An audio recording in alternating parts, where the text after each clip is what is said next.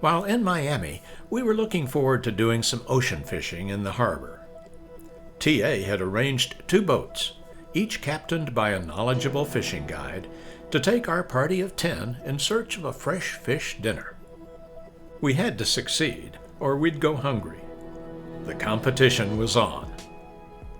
Captain Alex Figg hosted one group of 5 in his boat, the Bear Coast Bandit. Our group was lucky to have not only a seasoned captain, but a delightful first mate. With every catch, she offered helpful cooking and seasoning suggestions, so dinner was definitely in our sights.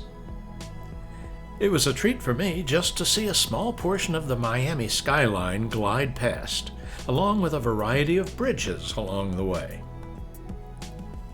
Before moving far from the shore, each of our boats received a visit from the bait man. I kind of suspected that we'd be contributing more fish into the harbor than we'd be pulling out. Oops, not all the bait ended up in the tank. I couldn't help but admire the luxury condominiums we were passing.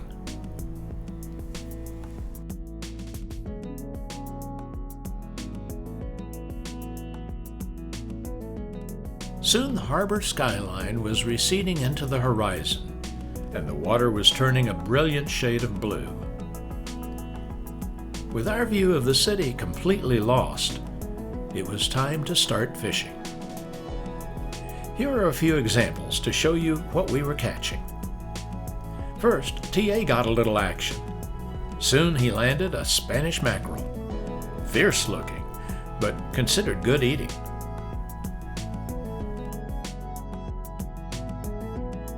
Then Bert followed suit. Our guides stood ready to help. It's a yellowtail snapper, a popular game fish valued for its light, flaky, mild-flavored meat, the first one of many we caught. Now TA showed off a brilliant blue parrotfish, considered a protected species here in Florida. It had to be thrown back so it could continue its important work in the coral reef ecosystem. Soon Mayor Steve joined the ranks of successful fishermen with another yellowtail snapper.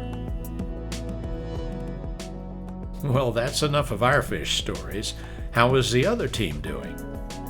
We wanted to ask the pelican who had taken command of their bow. The pelican team was a little slower to start reeling them in, but we were at parity by the time we were ready to head back. It had been a very productive day. Dinner was looking assured, with each boat claiming a catch of about 10 to 20 fish. Now the work began, but our skilled guides made quick work of the cleaning task. Better them than us. Clearly there's an art to the process.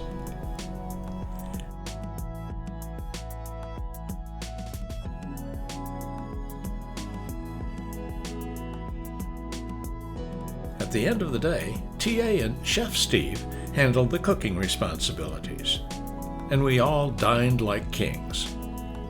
We didn't begin to eat all we had caught, but discovered the hard way, after a couple of days, that it would take more than an ice chest to save the leftovers for another meal.